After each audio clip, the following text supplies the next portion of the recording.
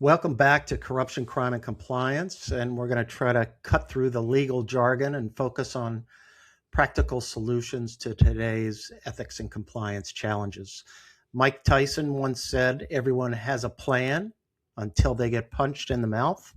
And for sanctions professionals, the last several weeks have certainly felt that way. For years, companies operated under one basic assumption: Iranian products, and most especially oil, was off limits under U.S. sanctions. Then, almost overnight, OFAC issued one of the broadest Iran-related general licenses we've seen in decades. The question isn't simply, and I love the title for this, General License X. I mean, I can't think of a more prophetic name. But what does General License X authorize? And what does it say about where U.S. sanctions policy may be headed? So let's start with the obvious. General License X is big, really big.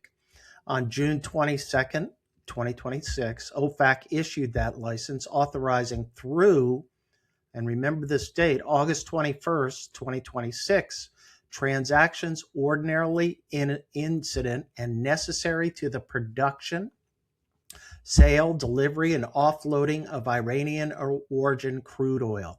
Petrochemical products are included, and petroleum products. The authorization also extends to a broad range of maritime, logistical, and financial services that would ordinarily support those activities, even extending to US dollars. That's an extraordinary development. In practical terms, GLX represents one of the most significant sanctions relief measures involving Iran in many years.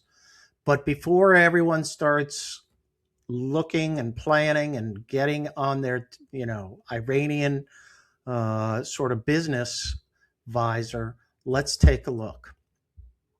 So one of my favorite statements is, hope is not a control. And I'll add another one today: temporary relief is not a permanent policy. Remember, this license expires on August 21st, 2026.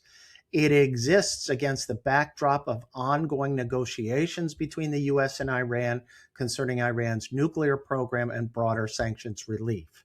Most observers view the license as part of a confidence-building effort while those negotiations continue. We've had too many situations where people weren't cognizant of deadlines and then got in the middle of transactions when the deadline expired. And I've seen that in Venezuela, in the sanctions program there. And you want to be careful with regard to any transactions that you get involved in, that August 21 date is critical. Companies have to not assume that Iran sanctions are gone forever. Most of the sanctions architecture remains fully intact. But General License X is much broader than previous Iran licenses. Okay, historically, OFAC licenses often authorize limited wind down activities or permitted delivery of cargoes already loaded on vessels. But General License X goes much further. It authorizes production, sales, transportation, insurance, vessel management, bunkering, pilotage, classification services, and like I mentioned before, US dollar payments. This is remarkable. And for companies involved in these industries, shipping, commodities trading, energy, insurance, financial services, this is a big, big development. Now, here's where compliance comes in. There's still many questions. The license is broad, but not unlimited. There were no simultaneously published frequently asked questions or extensive implementation guidance. It was just issued. And this creates some uncertainty. What is ordinarily incident and necessary?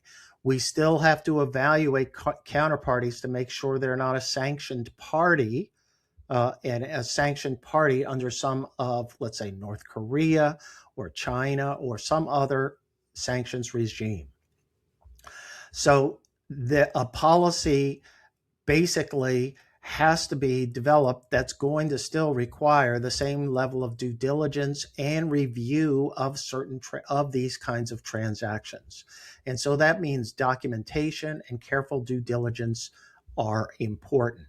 You have to first determine whether a planned transaction falls within General License X. Second, you have to document your legal analysis. Third, you have to make sure your screening and transaction review procedures are updated, and your software obviously is updated. Fourth, you have to continue enhanced due diligence. There are other risks that come into play. You can have money laundering, you can have corruption, and you can have reputational risks. Remember, this expires in 2 months. There also are key issues with regard to the definition that's used here of petrochemical products.